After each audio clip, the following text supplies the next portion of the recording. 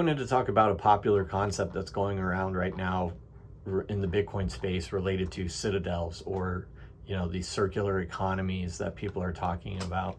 And I think it's a really cool concept, and I hope that it becomes more mainstream, and maybe this video will help draw some attention to that. But the idea is that as things kind of decline with inflation really taking root in the United States, and we're losing our dollar reserve status, all these kind of negative financial headwinds that are heading our way, the people that buy and hold Bitcoin are going to be rising above those ashes and become these really tight-knit kind of circular economies where we trade value for value, and things kind of get better for us over time, while everybody else, it's kind of getting worse. And I do believe that we'll probably see something like this in our lifetimes with Bitcoin and the death of fiat currencies. When exactly that would happen, I don't know. But regardless, I think it's a really interesting concept to study and to think about yourself as an individual, because ultimately these citadels are going to want to trade value for value. So you should be thinking about what you could add as value to a citadel, and vice versa, what they could do for you, because why would you join them if they're not doing anything in return? And so this is how society should function. You provide value for somebody else, they reciprocate with an equivalent value to you.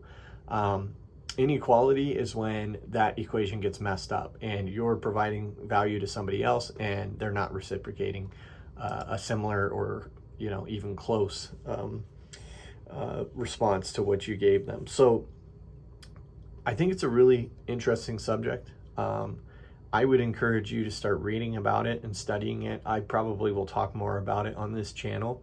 But some things that I'm doing in my personal life that I feel like would be value add to a citadel. One, stacking Bitcoin, so I have financial energy that I can bring into the future for myself and my family. Bitcoin's it's already proven itself as a store of value. It needs to prove itself as a medium of exchange, which it is continually every day. But I think it'll be in the event where we get to these citadels existing and being kind of mainstay, I think the medium of exchange will become even more prevalent than it is today. Because everybody will just abandon fiat currencies and will just transact in Bitcoin, either over Lightning or directly on the blockchain. And so the other things I'm thinking about are, what skills can I bring to a citadel, or what can I learn and do that would be valuable in the future? So if we go into an inflationary period or hyperinflation, things that are going to be valuable are food, water, shelter, security. Look at the Maslow's hierarchy of needs. The things at the bottom all of a sudden become a priority. The things that most of us take for granted today. Most of us aren't missing a meal. Most of us have clean water to drink. Most of us have a place to sleep at night. That's during these times when times are relatively good. But if people start losing their jobs, losing their homes, losing their means to provide and get these resources, what's going to happen? Well, you are going to have to take on the responsibility of providing those resources for your family. And you might be able to trade for them if you have something of value.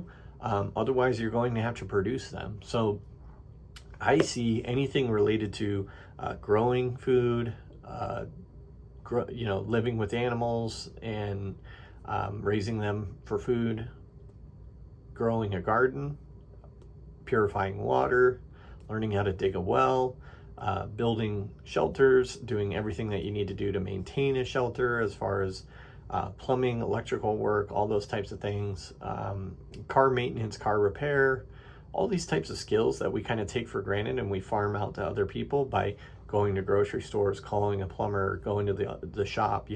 I think those things are going to become extremely, extremely valuable as far as who actually knows how to do that work, because not many of us actually do. We just pay for that service to be added. So I'm trying to learn those as much as possible. So the last couple years we've gardened at our house and started raised bed gardens and learned how to grow vegetables, root vegetables, peppers, tomatoes, all those types of things. If you're new to gardening, it's actually not really as simple as you think. There's a lot of intricacies to it. It's a really fun experience. I highly encourage you to get involved and grow a small garden, even if you don't have a big property where you can grow on. Just, you know, grow a couple plants in the windowsill at your house or apartment or whatever, and just, you know, give it a shot and eat some food that you put the seed in the dirt and nurtured into that food. It's a really amazing experience. Another big recommendation is having chickens, like laying hens. It's one of the easiest, cheapest livestock animals to get into, that provides you also with one of the greatest rewards, which is, you know, fresh eggs. And eggs are one of the most complete foods you can eat, and they're delicious. They have a little bit of everything in them, especially if you eat them just whole,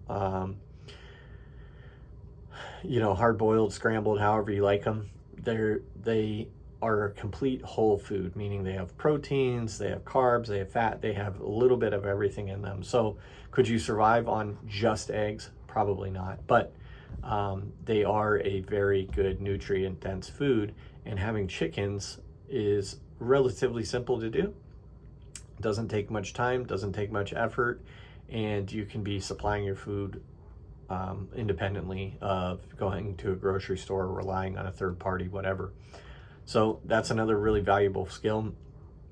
Purifying water, understanding how wells work, making your own well on your own property if you have the ability to do that, or just purifying water, learning about long-term water storage. Water, honestly, probably should supersede food, because we can only go a few days without it.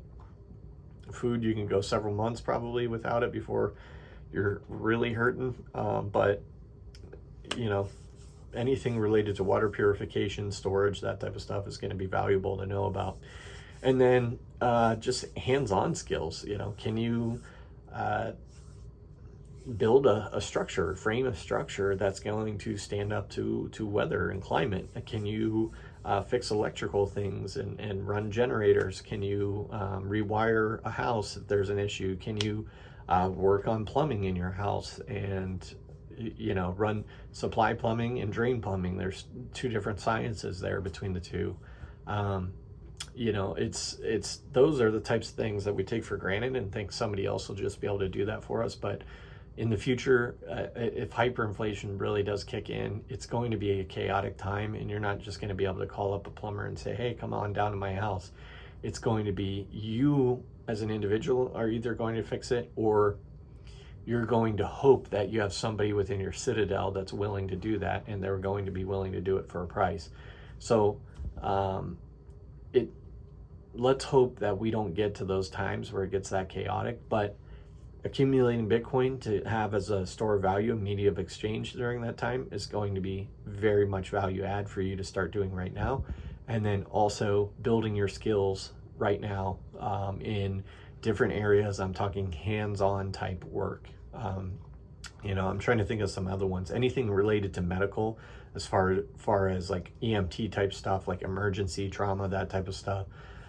Just treating wounds, treating illnesses, things like that. Anything you can learn about it and store now while times are good is just valuable for you to have in the future. So think about a little bit about what you would add to a Bitcoin Citadel, what you would expect from a Bitcoin Citadel, and start building a network. You know, find some people that are like-minded. If you get into chickens and you have eggs, you know, find somebody that is growing rabbits maybe, and make a deal with them to trade X amount of eggs for rabbit meat or something like that.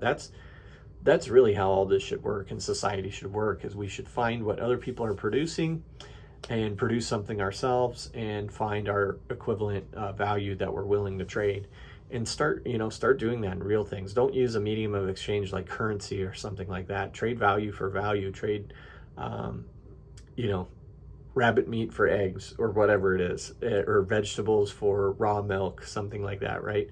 And yeah, we really don't need to rely on third parties as much as we do right now. So might as well practice while times are good, and you don't have to be relying on that. And then if things do go south, you'll be prepared and ready to go for that. So it's kind of a austere subject here related to Bitcoin, and it's a little bit odd to talk about, but I definitely want to do more content related to that in the near future, so be looking out for that. And if you're doing something related to Bitcoin and homesteading or prepping, leave me a comment and tell me what you're working on.